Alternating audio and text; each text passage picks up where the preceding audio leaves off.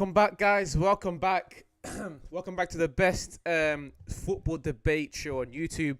JVM and Yusuf. And I thought it was going to be a boring week, but a few things happened from the 115 being announced that's going to start on Monday, from Cristiano Ronaldo having that interview with Rio Ferdinand to Mikel Arteta signing his new contract. Greenwood is playing amazingly in Marseille. There's a lot more things that we're going to talk about. But to start off, Yusuf, how you doing? I'm doing great. I'm doing great. I'm okay. How are you doing, brother? I'm good. I'm good. And yeah, let's uh, the formalities today. There's this is big for me and Yusuf. This is big for me and Yusuf because we keep coming back to this topic. We keep coming back. Wait, what have I done? Yeah, this is big for me and Yusuf because we keep coming back to this topic. We keep coming back to Ronaldo and Manchester United because there's always new things bring up between these two. And now Ronaldo had an interview, if you guys don't know, with Rio Ferdinand, and in that interview they talked about Manchester United. They talked about what happened, and Ronaldo gave his thoughts about where the club is, where they should be, and what they should do. So yeah, we're gonna start with you, Yusuf. What are your thoughts on what Ronaldo said and the impact of what some of the things he said may have going forward? Excuse me. One of the most impactful things he said was, he said, um, I am not there anymore. So that is not really my situation. Yeah. And he said something about, I wish Manchester United nothing. I wish Manchester United the same thing I wish for myself, nothing but the best. Um, I spent a lot of, he talked about his years in the United jersey and what they did and how he appreciates the team. I just felt like that should have been the end of anything he said about Manchester United. Going into details, talking about the coach, talking about their situation, trying to like even throw jabs and like make silly comments was so unnecessary. Cristiano Ronaldo is my guy. We all know how much I love Cristiano Ronaldo. I've gone to battles for Cristiano Ronaldo and I'll keep going into battles for him. But some of these petty statements are just unnecessary. You understand me? Mm-hmm. Last week, I was talking about the Manchester United situation and how I felt like the coach didn't do him good and all of those things. I feel like he still hurts about the situation he should have long forgotten. And I feel like he's throwing jabs in a situation that is not necessary to even be talking about. Mm-hmm. You are my goat by all standards. You could have just said your piece, said something positive about the United team, say you wish them well, like you said you did, and just drop the issue. There was no need to throw jobs at the manager, to throw jobs at.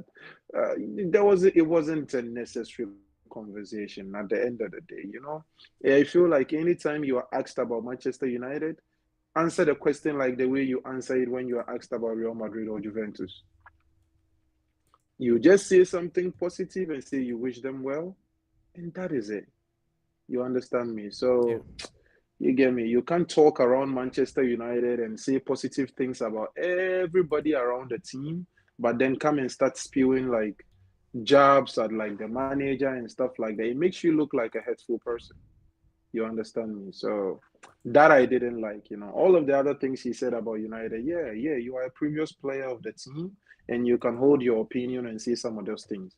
But if it goes into you throwing jabs and saying some of the things you said, honestly, I didn't appreciate it. And this is my goal. You get me? So I didn't like that. I didn't like how the conversation went.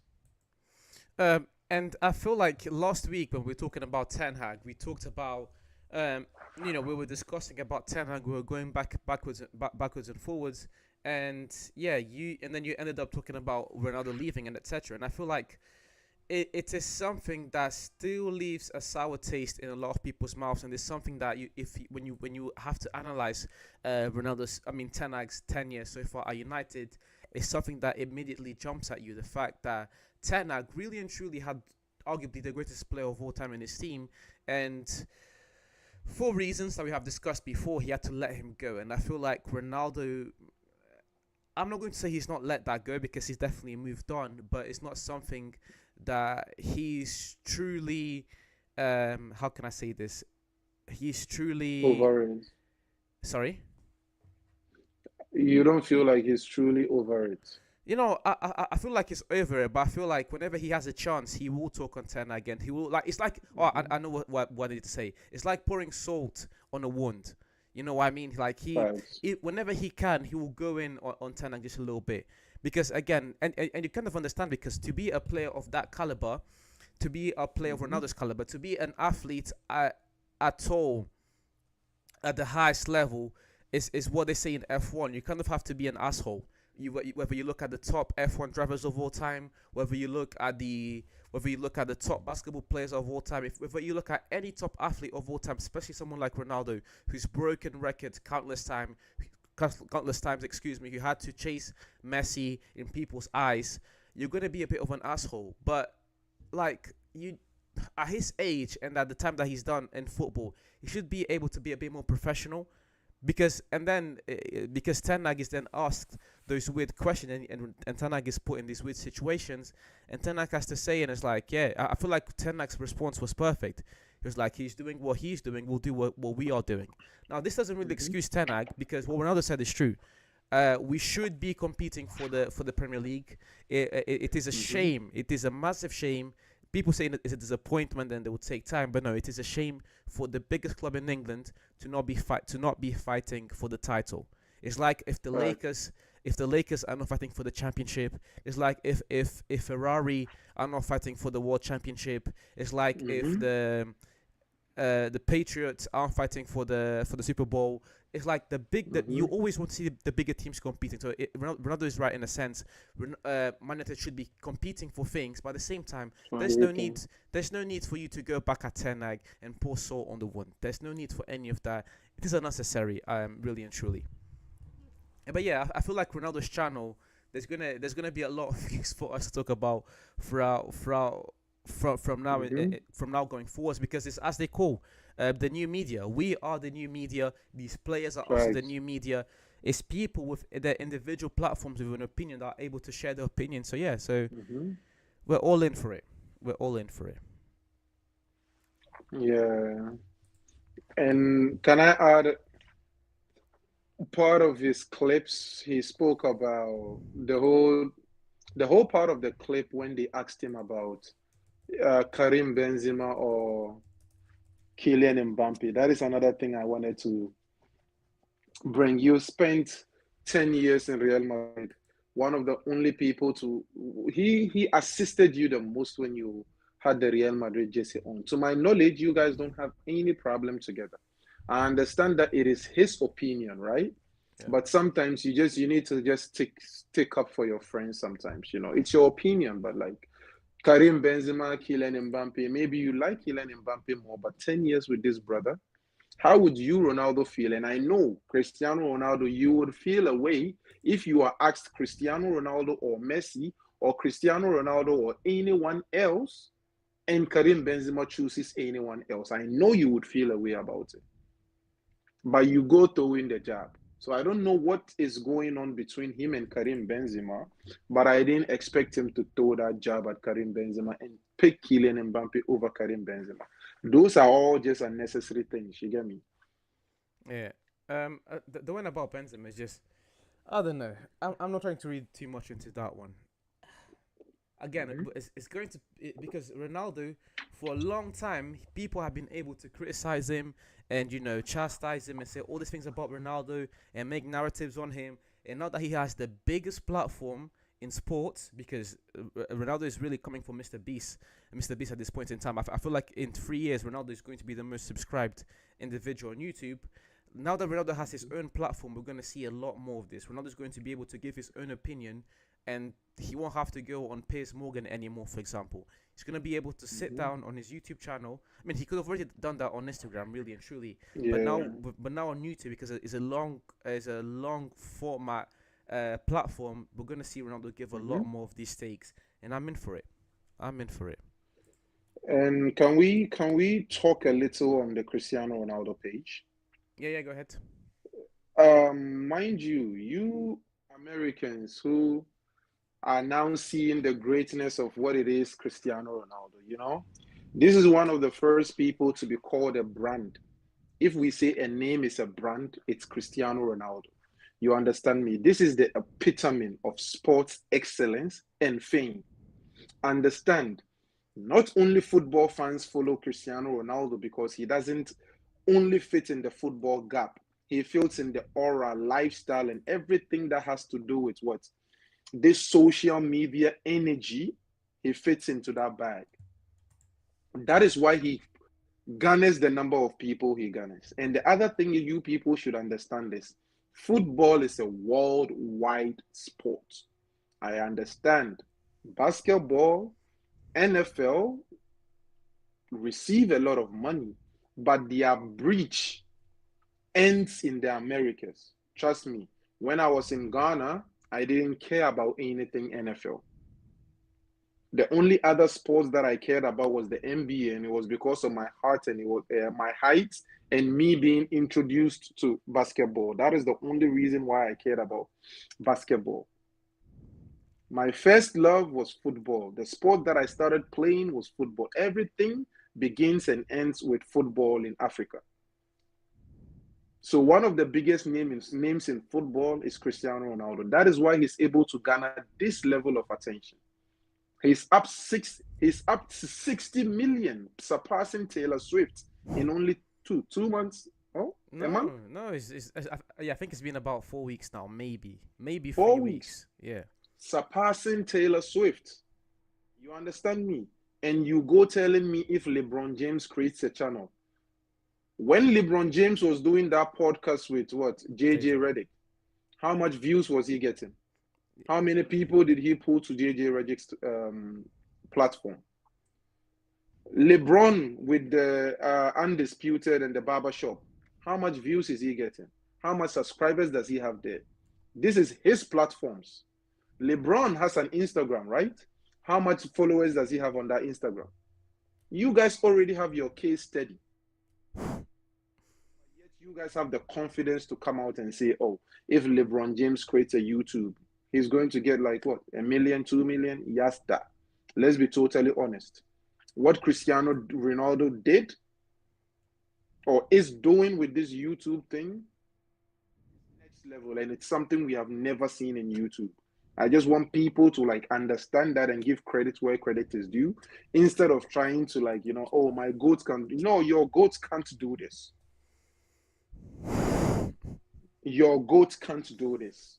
There's no athlete in the world right now, not even in the world, that can garner this type of attention or do what he's doing on YouTube. There's no content created. That is why it hasn't been done. You get me? That is why it hasn't been done. So, like, I know Americans don't understand football and everything. You guys should just understand that, this sports is different. And this Cristiano Ronaldo, Lionel Messi, Neymar, these names they are the names leading this sport. You can't mess with them. You can't fuck with the level of talent and the level of attention they get. It's from what? Europe to the Africas to the Americas to everywhere. Yours begin and end with people over 6 feet in America. Yasta. Let's be honest with ourselves. Yeah, and now moving on from Ronaldo, this Monday there's going to be let me do one thing. Yeah, moving on from Ronaldo, this Monday there's going to be a very interesting investigation taking place. And if you guys don't know, Manchester City, they've been charged with 115 charges. I'll say it again for those of you that didn't understand what I said. Manchester City, football club in England, the most successful football club in England for the past 8 to 9 years, have been charged with 115 charges, ranging mainly from fair play and the transfer budgets, and an array of different stuff. And this investigation is supposedly going to take a long time. There are reports that this investigation can take up to 10 months, just because of just because of the sheer amount of evidence and documentation that is involved. And and these things are gonna have to be looked at carefully and thoroughly to make sure that everything is looked at carefully, that they come to the right decision. Now, my question to you guys is: 115 charges. Are City going to be able to beat all 115 charges? And what does this mean to the Premier League? I'm going to start with you, Yusuf, and then I'm going to elaborate myself on that topic. They shouldn't. Let me start by saying they shouldn't be able to beat 115 charges. The reason I'm saying that is we've seen clubs being charged with 1 to 10 charges and they get penalized on something. You understand me? This City's 115 charges begins and starts somewhere. And the fact that it's been years brewing and nothing has been done goes to show what City has been doing under the wraps. There's a reason why Pep Guardiola said he's done after this season. You think he didn't smell it coming? I've said this before, maybe not on this platform, but I said it the moment I saw him say he's done after this year. I said, no, there's something going on. And he doesn't want to be there when the ship is sinking. What is his reason for leaving? The team is winning. Everything is great. You have all of the money to sign whoever you want. If I was him, I would stay there till the end of my career. You understand me? The reason you left Barcelona was you said you lacked motivation and you didn't know how to motivate the players, right? The reason you left Bayern Munich was what? Because what? Similar thing. And you felt like, your time there is fast spent and you had another opportunity, right? This new opportunity, you haven't said anything about the fact that you are lacking motivation for the players. You haven't said anything about the money they are providing for you. The only thing you have said about this situation is you've asked them to tell you the truth. If there's no, they don't have to tell you the truth. You are part of the scam. Trying to clean your name. You are a part of the scam. This 115 charges. Pep Guardiola can't tell me he didn't know about this because it was favoring you. It was going to your advantage. I said this before. The only coach that was allowed to make a mistake through signing and use 250 million to solve the mistake he made through signing of players. And I said it on the other show and it felt like I was hating on Pep Guardiola. Signs players when he doesn't even need them in whatever position, bro. Which coach in world football has been given this level of power and this level of wealth to do whatever he wants? And you mean to tell me throughout all of these transactions, there's nothing going on under wraps? And you mean to tell me you, Pep Guardiola, are going to leave Manchester City now to face whatever that they are facing when you are a beneficiary of everything that they are going down for? It shows me your character as a person. Now you want to detach yourself, your image from this particular City situation, but you still want to be acclaimed as the coach that brought this level of success to City. No, you brought this level of success to City during all of these things. Mind you, the Barcelona referee situation started with you two. The two clubs that you've had the most success, let's go back to it and speak about it. The two clubs that you've had the most success in, all either went down or are going down because of something, and it started during your tenure.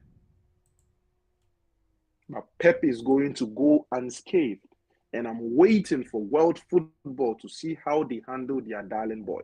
Because if this was Mourinho, his name would already be in the blogs. I'm waiting for the world football to see how you handle your darling boy. If you are going to tell me in this particular situation, Pep doesn't have anything to do with whatever that is going on. And it's all Manchester City without Pep Guardiola. Theo. Now, I'm too far. I am in no way, shape, or form going to defend Manchester City. And I mean, I'm not going to defend Pep Guardiola, and I'm definitely not going to defend Manchester City. But one thing I want to highlight, not to let anyone off the hook, but the charges in place, they stem from 2009 to 2018, if I'm not mistaken. If I'm mistaken, please correct me in the comments. But I feel like those charges, they range between 2009 and 2018. Now, Pep first came to Manchester City in 2016. In 2017, Chelsea won the league. In 2018, they won the league. But even so, the momentum that was created throughout those 9 years have definitely helped City to have these last 6 years of dominance. I mean, there's no denying that. But this is where I believe Pep is able to get off the hook because those 9 years, he only came to City in 2016, so he was only involved with the team for those 2 years. Now he definitely benefits from the success and the momentum that was built, but I feel like Pep can get away from it. Now, what I Mhm. really want to highlight is the hypocrisy within English football if this is not addressed correctly and if the correct penalty is not given to Pep Guardiola. Because I can give you I can tell you guys very easily what happened to Derby County and how they were relegated because of their points deduction. I can talk to you guys Mhm. about Nottingham Forest and all the points they were deducted. I can talk to you about Chelsea and the fact that they were banned from the transfer window. Mhm. Teams, I can tell you about Everton and the points they were deducted. These are some of the biggest, most successful teams in English football. City have 115 charges. A bare minimum. A bare minimum. I want to see 5 points deducted from them. And I'm not Mhm. saying I want to see 5 points deducted from City because I'm a United fan and I really want City to fail. No, I'm saying I want to see at least 5 points deducted at the bare minimum if they don't get anything more serious. Because how do you defend against 115 charges and how do you say investigation that was put on your club over years and years and years. We're talking about a 9 year span. We're talking about a 9 year span of charges and investigation that's been put into the club. 115 charges. Do you know how detrimental for example, a club like Derby County nearly went into administration. Oh, sorry, they went into administration because their club um,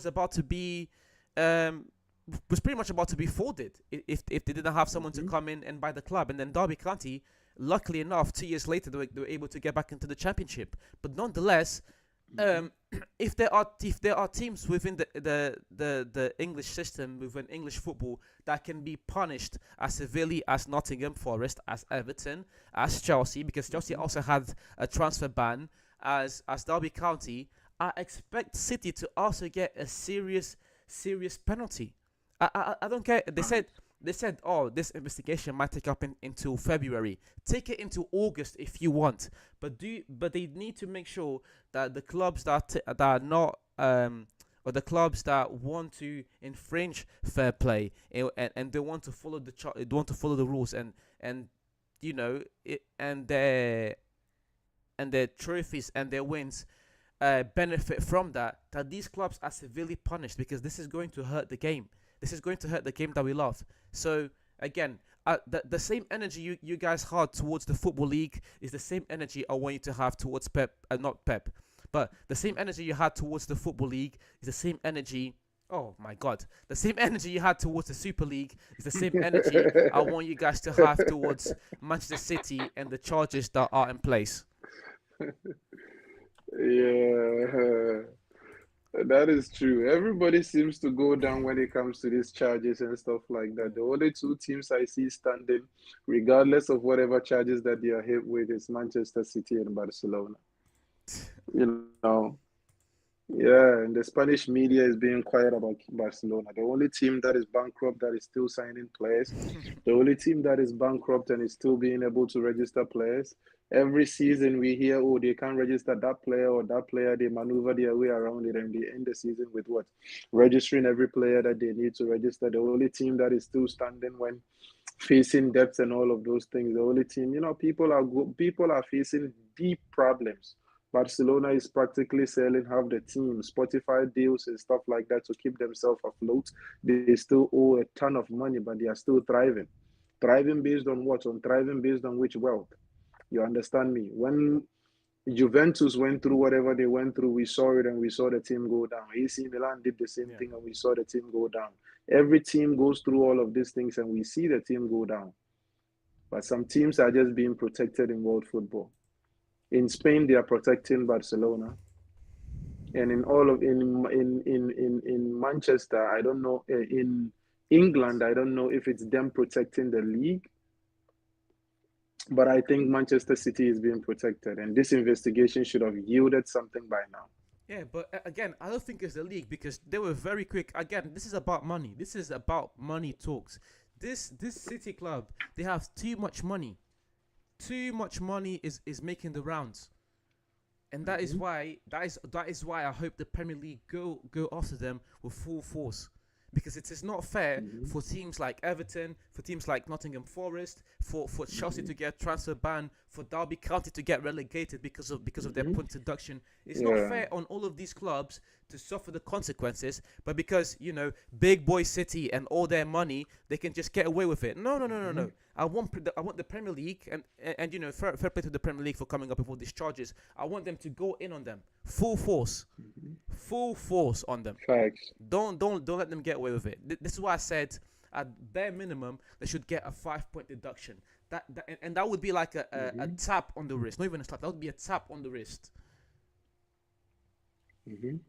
They should not be able to get away Facts. with this. But yes, That is very true. moving on, again, it was international break, and yeah, we still have a lot of things to talk about.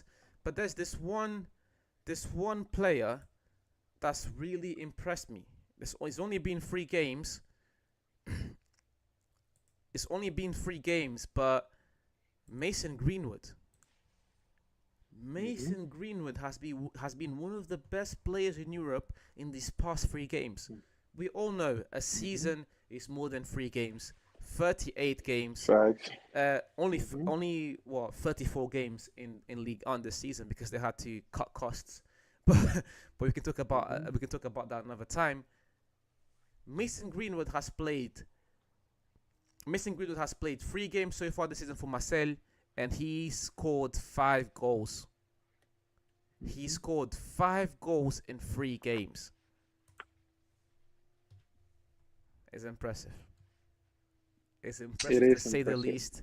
And what does it say about about his future and his career going forward? I feel like whatever he did seems so unforgivable. You understand me? People are still holding on to whatever they saw, regardless of the fact that he's been acquitted or like whatever um, the judgment was. People are still going to hold on to whatever they saw. So he's already been judged in the court of what? Public opinion. Um, Public opinion, you know. So I feel like he will never get off of that thing. The reason people are not talking about it is because of that fact. You understand me? Mind you, his stint in Spain was a lousy one. It was shaky, He yeah. was giving people the business, but he still was facing the racial slurs. He still was facing whatever he was facing, and he didn't really get the kind of like the media limelight to showcase the fact that he was doing great. In Marseille, he can score 40 goals this season, and it takes sports shows like us to even bring his name to the limelight. All of the big guns feel like his name is kind of like toxic. And the moment you praise him or you talk about him in that light, it feels like you kind of supporting whatever he did. You understand me? But on the footballing side, he did good. You know, he's doing amazing. He's one of the best players so far this season. You know, the league, the French league, is actually a very strong league. You get me? We wouldn't compare it to most of these top leagues, but we make the mistake of going to watch the Danish league, the French league, the Swedish league, or whatever other league that entertain us. We make the mistake of going to watch those league and comparing it to the EPL or the Spanish league. What you should do is the same way when you watch the EPL, you know what you look for when you watch the EPL.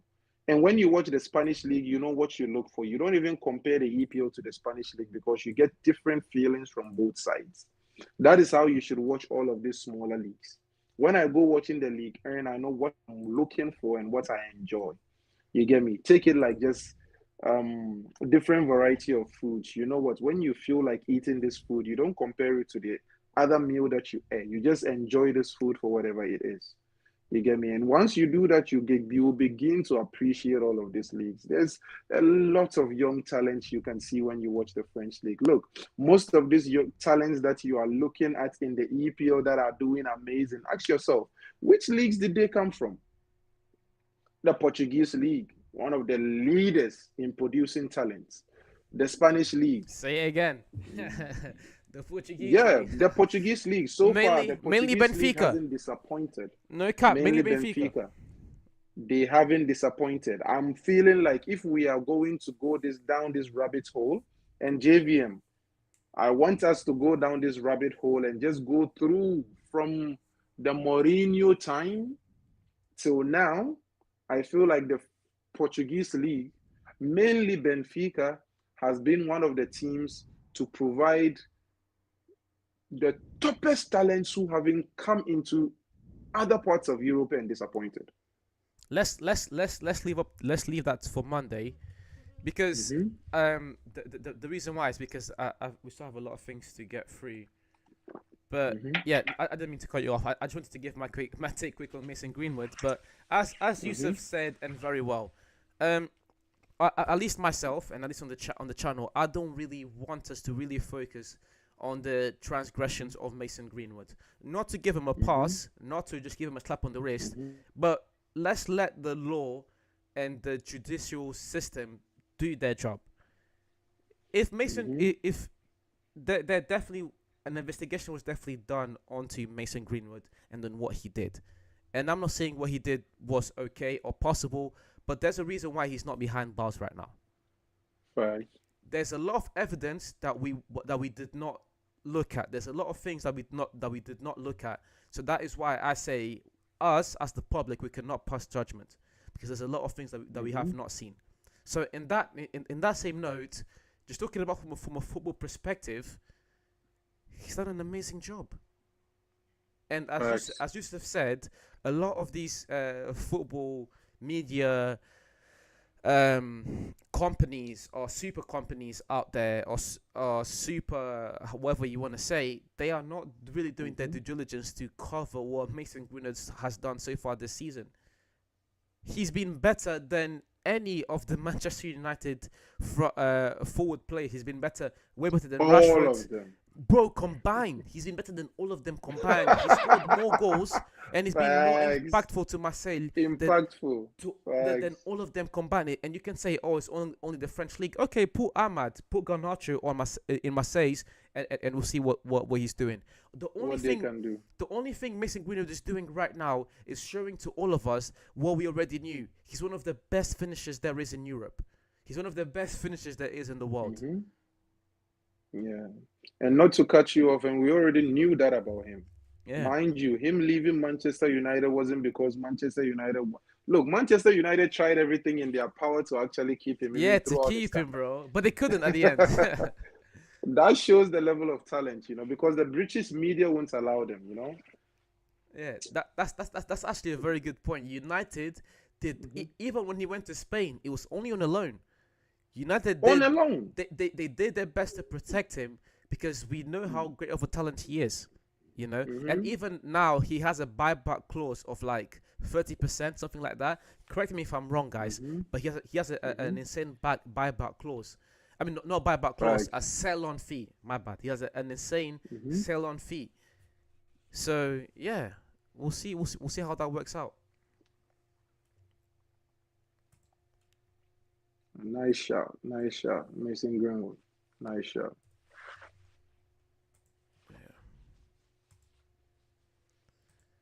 But yes, guys, just amazing. I'm just happy to see him be successful. Can I not be happy to see someone be successful? Someone who went through such hardship, who at the end did not end up going to prison. And this is the thing. There's a lot of things we did not see on that case. So you can't go around passing judgment, because there's a lot of things we did not see. So again, if he was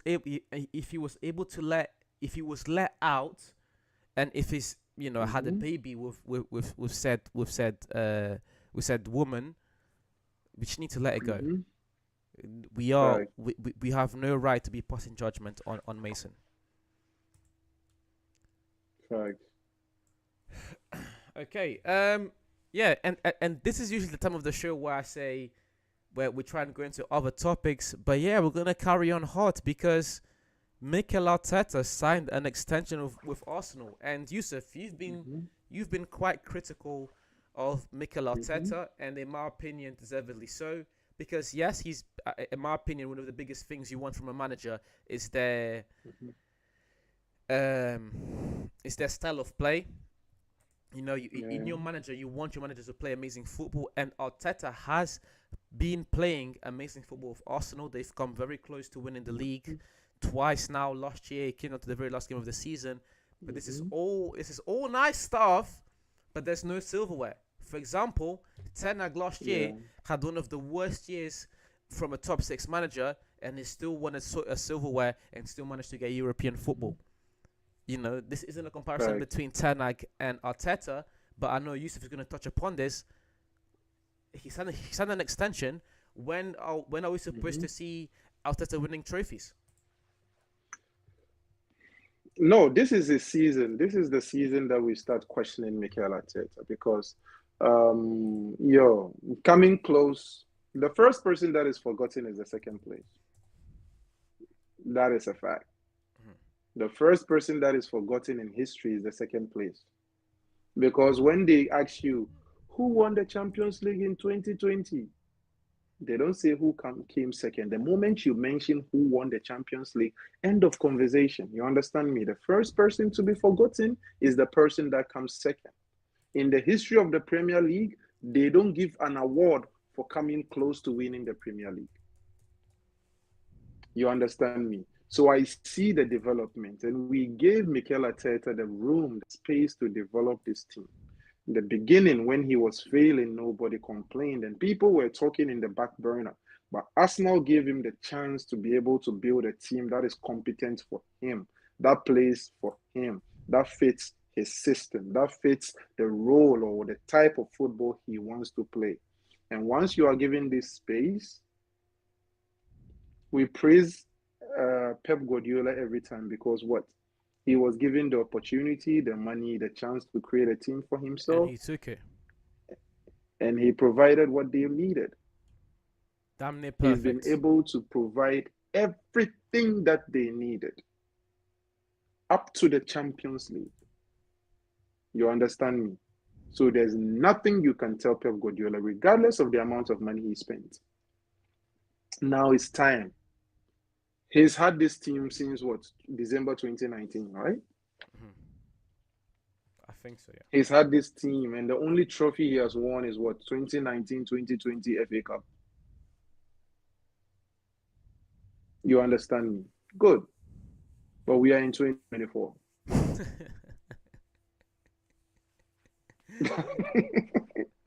Yeah, you understand me? Like 2024, you understand? We keep chastising Ten Hag, but he even has some silverware to also boast of.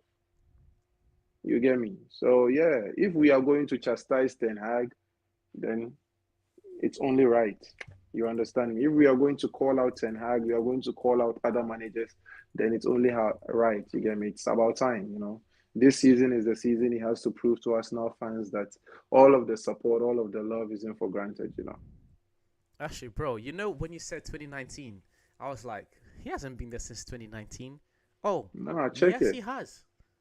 Oh, yes, he December has. 2019. Because Unai Emery. people keep forgetting of the back-to-back years where he finished eighth. And now, Mm-hmm. I genuinely believe Arteta is one of the best managers in this whole league. You can even make the Mm-hmm. argument that last year Arteta was the better manager because of what he had to work with. I still think Mm-hmm. I'll still favor Pep, but you can make the argument because of what he had to work with. But my point Mm-hmm. is, he's given this extension. He's done an amazing job. Now we Mm-hmm. have to seal the deal. Mm-hmm. We have to win something. And even if he doesn't win anything, I feel like the next step for Arsenal is to get to like the semi-finals of the Champions League, to really Facts. and to continue because I love watching Arsenal play because even back in the day when I was young and I just loved that Real Madrid team. Something I can't deny is that watching Barcelona play football gave me joy.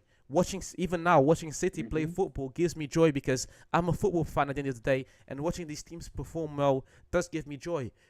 But it means Mm-hmm. nothing if you're not winning trophies. If you're not Facts. winning, it means absolutely nothing. And I want to, because another thing is, when Jose Mourinho first came to United, his first year, Community Shield, he bagged it. Europa League, he bagged it. Carabao Cup, he bagged it. And people still had talk Facts. for Mourinho, saying, the style of football he plays is not attractive. He doesn't play attractive football. So now he's a guy that plays attractive football but can't win anything. I wish Arteta nothing but the best. You know, United fans and Arsenal fans, we do have our runnings, but I respect Arsenal. I respect what they've done with Arteta, but we need to start winning some. We need to start seeing some trophies being won moving forward. Facts. Okay, so It's these, about time. yeah, this is where kind of the how do you say, unless you have unless you have um any more topics to go onto, um this is where the main topics have been discussed. And now, guys, we're gonna go over a few topics for like YouTube Shorts and TikTok. If you guys have any Mm-hmm. questions on the chat, please drop them. But yeah, we've got a few things to talk about, Yusuf. And Yeah. yeah, before we carry on, Frederick, thank you very much for deleting that comment. I didn't even see it, but we appreciate you, Frederick. Yo, Frederick is a real soldier. I'm telling you, when this channel takes off, Frederick, we're gonna fly you out to a football match. Nah, Facts. Frederick is a real soldier. But yeah, Facts. the first one I He's have, a guy, bro. He's yeah, a guy. I have a start bench cut for you. I have 5. Mm-hmm. You go first, and I'll do it. I'll give you 3 names. Okay. We've got a lot of shorts actually. It's actually good. A good thing I spent some time to adjust these. But the first 3 players start bench cut: Bellingham, Musiala, Florian Wirtz. Yeah, we've done this before, Yeah. but I think it wasn't Florian Wirtz. It was, I think, Pedri or something. Yes, that bench cut. I said this before. Honestly, the most technically gifted are they are all technically gifted, I feel. And I feel like depending on your team, selecting one of them totally really helps your team. But personally, right now, I'll choose Bellingham because of 2 things. I've always told you this thing, JVM. I want my midfielder to midfield, and sometimes Bellingham just gives me something that is out of the ordinary for a youngster. His understanding of the game, how much he fights. Sometimes on the ball, Musiala and Vets might be better than Bellingham, but output makes him look so different from them because of how much he fights. Sometimes your player doesn't have to be the most technically gifted person on the pitch, but if he can do a lot of things outside, it it increases his value. You understand me? So start bench cuts. I know I'm giving a long explanation because this Yeah. is one of the hardest start bench cuts ever.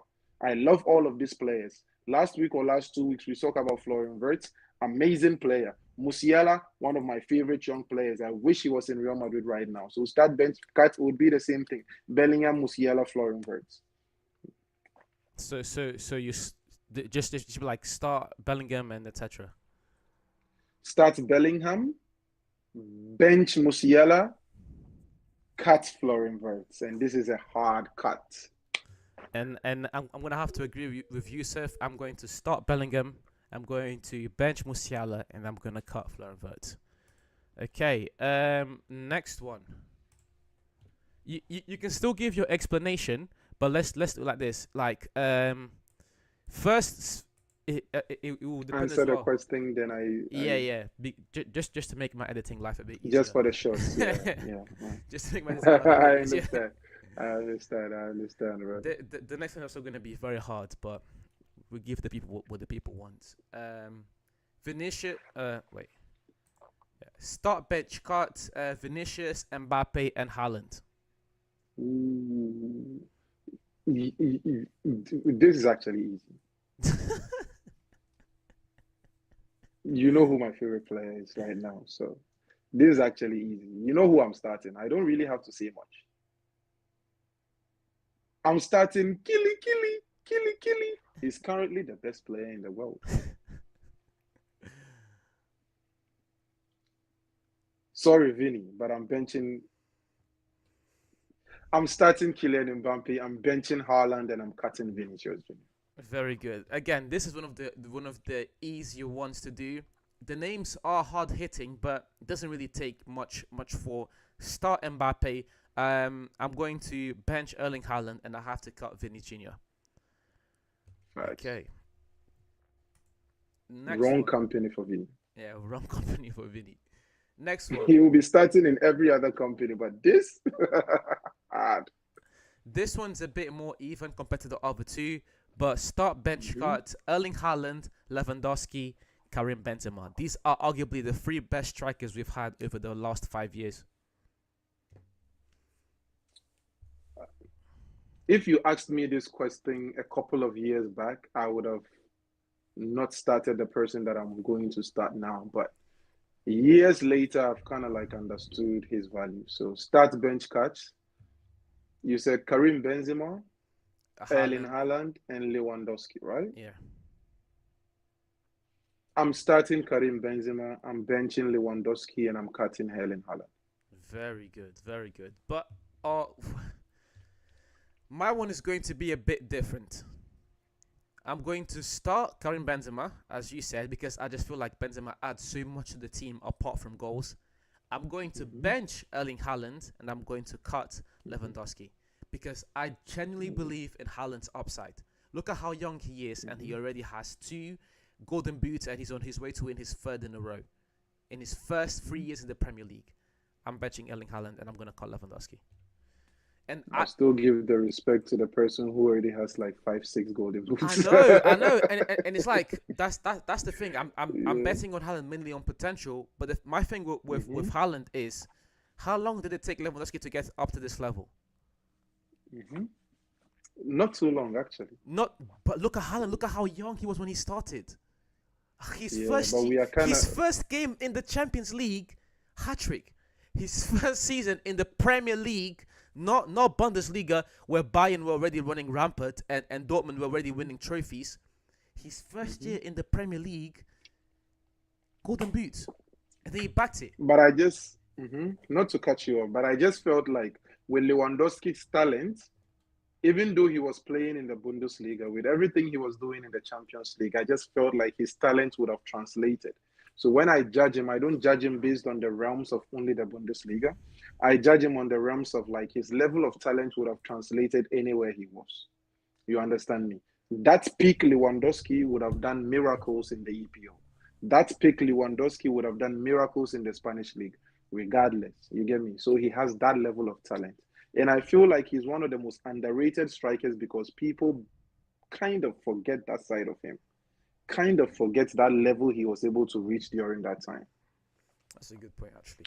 Um, Next one: start bench cuts Saliba, Martinez, and Van Dijk. Bum Dyke. Sorry. Right now, all time. Let me just give the respect to Virgil van Dijk. I'm starting Virgil van Dijk. He has done a lot, even though I don't believe or I don't rate him as much as everybody else.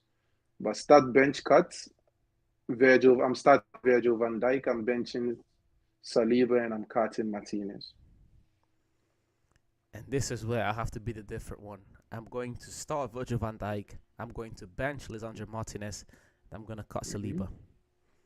Understandably. I hear the Saliba talk. I truly hear it. If Hmm. Lisandro Martinez, and he's shown it before, when Lisandro Martinez has a functional team around him Hmm. with all the deficiencies in his game, he is one of the he's one of the, like, how we talk about the three and the four, how we Hmm. talk about Ramos and Varane, how we talk about Maldini Hmm. and Nesta. Like Nesta. as the aggressor, he's one of the best I've seen in the Premier League over the past 2 years, and his ability on the Facts. ball is outstanding. Now I understand why Facts. people will say Saliba, but I'm saying if Martinez was on that same team at Arsenal, he'd be the better centre back. Understandably. He has everything it takes. Now this next one, Aside the height. this next one is where I think we're gonna disagree a bit.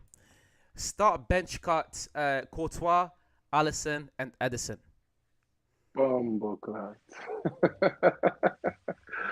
Yo. Start bench cut.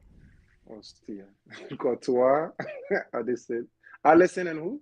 Edison. This is like the Vinicius Junior thing. Edison, you're in the wrong company. Like, I'm starting Courtois, I'm benching Allison, and I'm cutting Addison.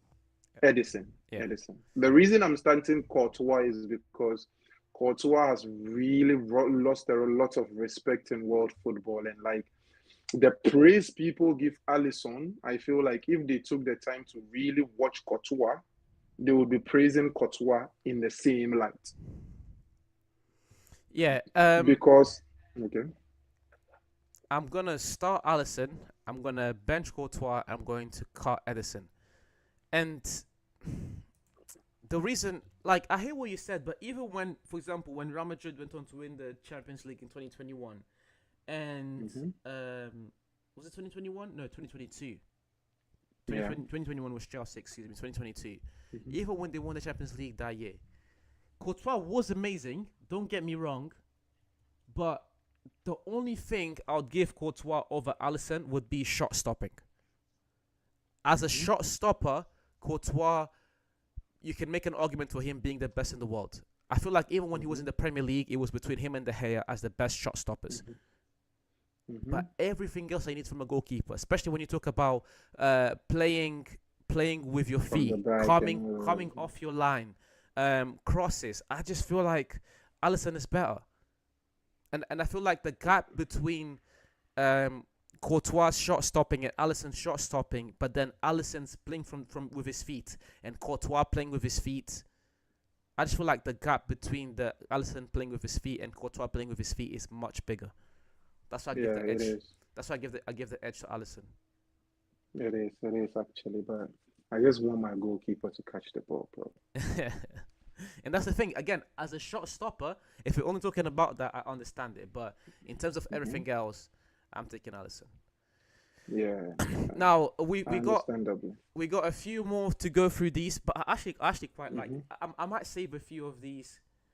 I might save a few of these for Monday because we're gonna be back Monday. My timetable is Right. sorted for the next till December. I promise, Wow. guys. Yeah. We on. Yeah. So, but we'll go over two hot takes because I feel like they're pertinent. And then Yusuf, the list that I asked you to make, we're only gonna go. Yeah. We're only gonna go over the strikers and Mm-hmm. the midfielders. We'll do the rest on Monday. No problem. I didn't realize how much content we actually had in hand, so this is good. I actually had something to ask you for like TikTok, but Yeah, let's save that for Monday. let's do it Monday because it's not too long from now, anyways. But yeah, first Okay. first hot take: Cristiano Ronaldo is going to reach 1,000 goals before he retires. Do you think he will? Facts. No, I think he would. I think that is what he's chasing. The only thing is, I don't want him to go to the next World Cup at 41 years old. Mm-hmm. My biggest take after watching Cristiano Ronaldo and after watching a lot of sports, ESPN and everything, I feel like Cristiano Ronaldo should retire from the Portuguese national team, regardless of how much help is helping the Portuguese national team. The reason I'm saying that is, regardless of what Cristiano does in that jersey right now, media and the content out there changes from he did great to when is he leaving the team? When is he this? When is he that? He came in substitute and scored the winning goal. I thought it was enough for them to sit on ESPN and praised the fact that he scored the winning goal. But they spent the better part of 30 minutes talking about how the coach is a coward for not yanking Cristiano Ronaldo from the squad when he had the opportunity, how his performance in the Champions League, his performance in the last major tournament just shows how much they can rely on him in any major tournament, forgetting the fact that them qualifying to any major tournament was on his back. Yeah. Up up up So I feel up like to up I'd say up to 2018 it was. Guys, some of you may sound crazy to say this, but not it's up to true. 2018, the last World Cup, the last European qualification, he was the leading scorer. Yeah, he was. But what I'm saying is, the reason why I say up to 2018 is because, especially in 2014, guys, Mm-hmm. I was in Portugal. I was 10. I watched every single game of this qualifyings, especially against Sweden. Ronaldo carried that team on his back. That Facts. first game against Sweden, that was pure Ronaldo, and then the next one, Ibrahimovic came on a demon thing. He scored 2 goals and changed the whole thing, and Ronaldo still came back and scored and put us free. So I say from 2006 to 2014, you can't argue with the fact that Ronaldo carried that team on his back.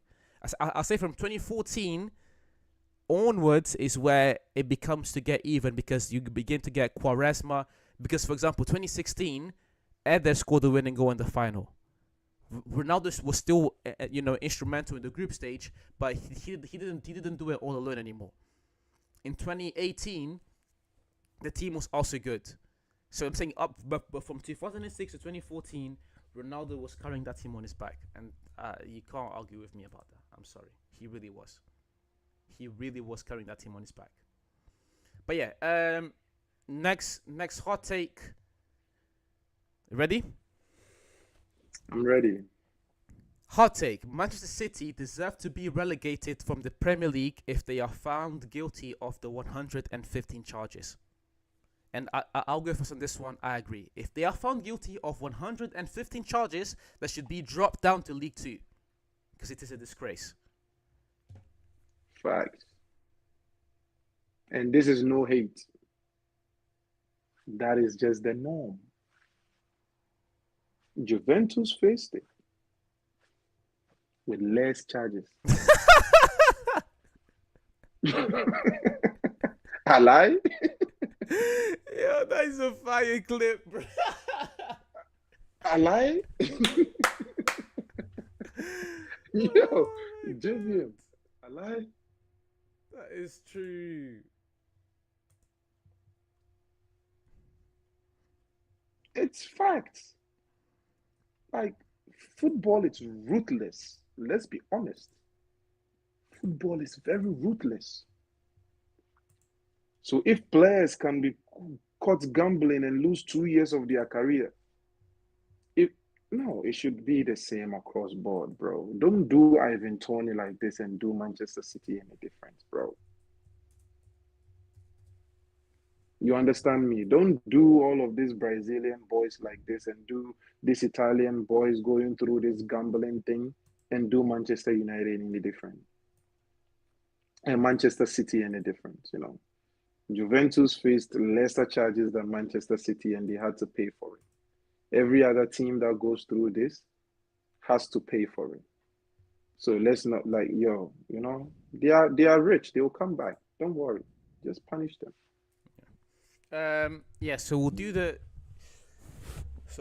top three now. So top three strikers of all time and top three midfielders of all time. Ready? Yeah, I'm ready. I'm ready. Okay. Top three strikers of all time.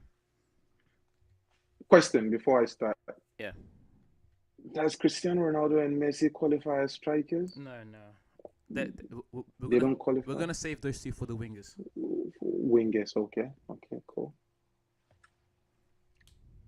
Yeah. Cool.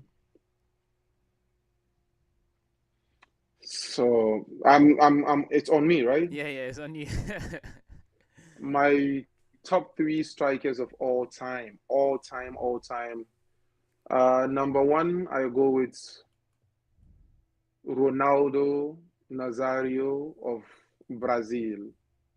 Original Ronaldo, whose name has been taken from him by Cristiano Ronaldo, the real Ronaldo. My number two,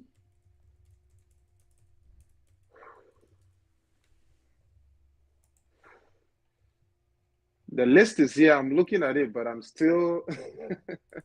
My number two, I go with, honestly, let me give this guy his praise. I go with not Ruud van Nistelrooy. I go with Thierry Henry. Regardless of how much I don't like him, I still give him credit for what he did as a striker and how he's versatile and he could play in a lot of more positions as a striker.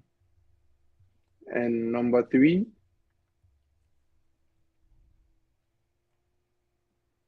I go with Raul Gonzalez. Okay.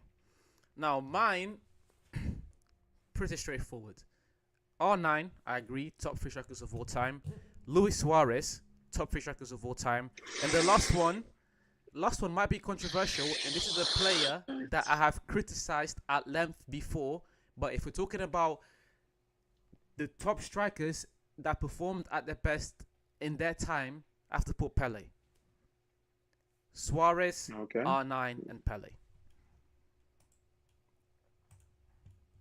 My top three are Ronaldo, Thierry Henry, and Raul Gonzalez. Because I feel like I needed to put Raul in this list because anytime we talk about strikers, his name is never mentioned. Yeah, because he's not With the top three. number of with the number. Look, like sometimes we just have to judge these people on. Look, he's a striker. He scored the goals. Yeah, but he's leaving top five, That's Raul. a lot of goals. Raul's leaving top five. I'm just being biased. Yeah. I get it, but he's not top five. Yeah, I know that. I'm just being biased. That is Suarez's position, but I'm Alright. just being biased. I can. Next one. This next one, we're going to have the same exact list. I know it. Top three midfielders of all time. Mm-hmm. I feel like this is the easiest one. Or maybe not. Go on. Yeah. It is not. I might shock you. Top three midfielders of all time. I go with Zinedine Zidane. He's my favorite midfielder of all time. One of the reasons why I got glued to watching football. Number two, I go with Andres Iniesta, one of the best players to ever wear a jersey. Even though he played for the rivaling team, I still appreciated him as a player. And number three, I go with Luka Modric, and this is where I know we are going to differ. Yeah. Top three midfielders of all time: Zidane, Zidane, Xavi, and Iniesta. Yeah, no. Zidane, Xavi, and Iniesta. I go with Luka Modric. At any given point of the day, you can also put in Modric and Busquets, and this is why these lists are a bit difficult. But it's the game. You have to give free. You have to give free. This is part of the game. Right. But at any point, you can put in Modric and Busquets. They also deserve to be there. But if I only have to give free, it is Zidane, Xavi, and Iniesta. Can we do another list quickly? Yeah, go ahead. Off the top of your head, top three, not best, your favorite midfielders of all time. My top three favorite midfielders of all time. Favorite, forget best, forget it. Those that you watched and still remember and you enjoyed watching them. My favorite midfielder of all time is Modric. Like Modric, because I feel like when I turned 10, because I've always liked football and I've always loved football. But when I turned 10, that's when I really began to watch football in like a week in, week out basis, no matter what. And Modric is just, he's my favorite midfielder of all time. Superb. Number two, favorites, I have to put Pirlo there. I remember when Benfica beat Juventus, it was either 2013 or 2014. No, it was between 2012 and 2014. I don't remember the year. It might have been 2012. But when we beat Juventus, the big thing for me was like, oh, we beat Pirlo. And Pirlo, he was like, as an athlete, he didn't have all of those attributes, but he was such a magician with the ball. And my other one, my other favorite midfielder has to be. This might be a controversial one. I don't know how you guys will think about this, but it's Isco. 'Cause again, that Real Madrid era, like I just loved Isco so much. I'm talking about favorite. It has to No, it's be. your favorite. Yeah, Like it has to look, be. if you hear my favorites, you're going to be shocked. So don't worry. Yeah, it has to be Isco, Modric, and Pele. Those are my top three favorite midfielders of all time. Facts, facts. I like that. My top three favorite midfielders of all time. My number one favorite midfielder is Zinedine Zidane. But since I placed him on the other list, I don't want to mention his name on this list. But the top three, Gutierrez. Guti. Yeah. He's one of my favorite midfielders, one of the players I enjoyed watching play. One of the best passes I've ever seen in world football. And what he used to do on the ball, I've never seen any other player do it again until today. Number two, Ozil. Number three, Luka Modric. But since I placed him on the other list, I'm going to say Michael Essien. And my honorary mention is Paul Pogba. Yeah, Pogba was also one of my honorable because back in the day, my top three players, Pogba was definitely on that list. It's just I don't know. I just don't really like how Pogba's career ended up in the end. It's like, and I feel like most of it is his fault. Facts. Yeah. Facts. But yeah, guys, thank you very much for watching. As you can see, we already have content ready for Monday.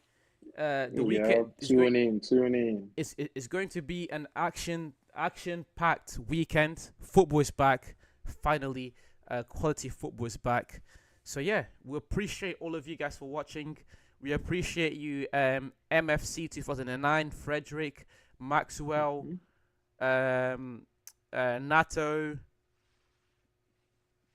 Estima Singh. We appreciate all of you guys, especially Frederick. Big, massive shout out to Frederick. That guy's putting in over time. We appreciate you, Frederick. But yeah, guys, we'll see you Monday. Peace. We appreciate you guys.